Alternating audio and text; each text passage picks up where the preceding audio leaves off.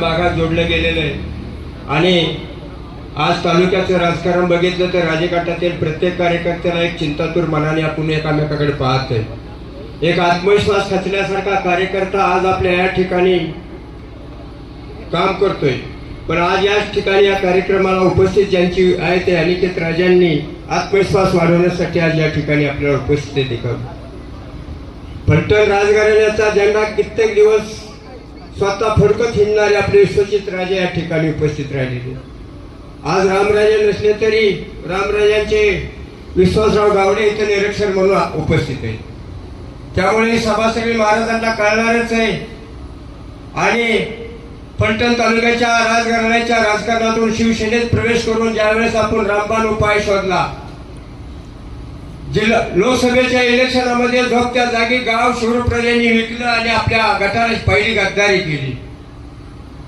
आमदारकीला उघड जाऊन आपली दुसरी गद्दारी केली.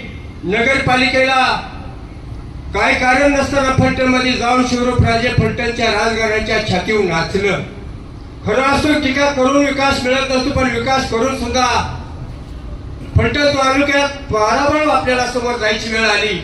त्यामुळे आभास प्रतिमेत बाकास वादळ टाकून जगास राजकारण करणाऱ्या अवलादी गाड्याचे असतील तर वास्तवात काम करणाऱ्या संजूराजे नाईक निंबाळकरांचे हात बळकट करण्यासाठी या ठिकाणी आपल्याला सर्वांना एकजुटीने नैराश्य झटकून जो आपला त्याला जागा करून जागा त्याला उभा करून राजघराण्याचा झेंडा देऊन फलटण तालुका पुन्हा एकदा छत्रपती संभाजीराजे नाईक निंबाळकरांची माती आहे हे आजोळे हे दाखवून देण्याचं काम फलटणच्या तमाम जनतेला करावं लागेल. राजघराण्याने अन्याय तर केलाच नाही, पण आज विश्वजित राजे थोडेफार बोलले जातात तर त्यांचे हात आखडले जातात, तोंड आवरलं जातं.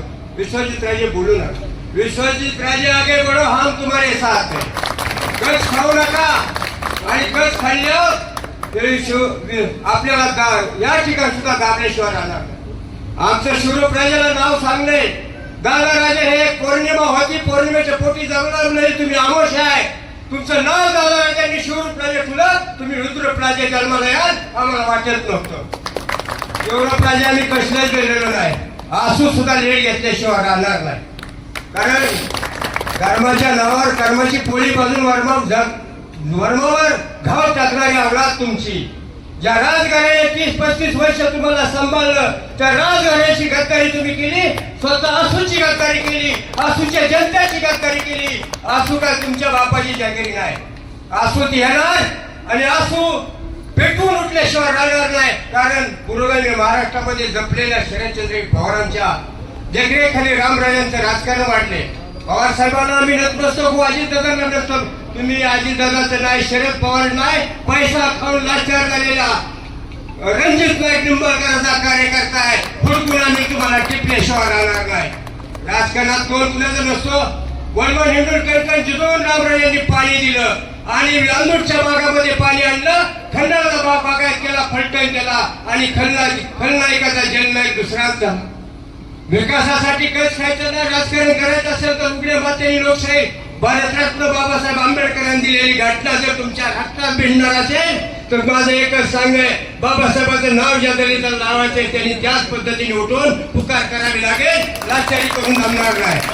नैराश्याने खचू नका, वैफल्याने चालू नका. चैतन्यामध्ये रामराजे संजूबाबाची ताकद घेऊन नैपुण्याची साथ आपल्या बागाला येऊन हे उमेदवार विजय होतील एवढं त्यांच्या मागे परमभागी उभे राहील अशा व्यक्त करून मी माझे 2 शब्द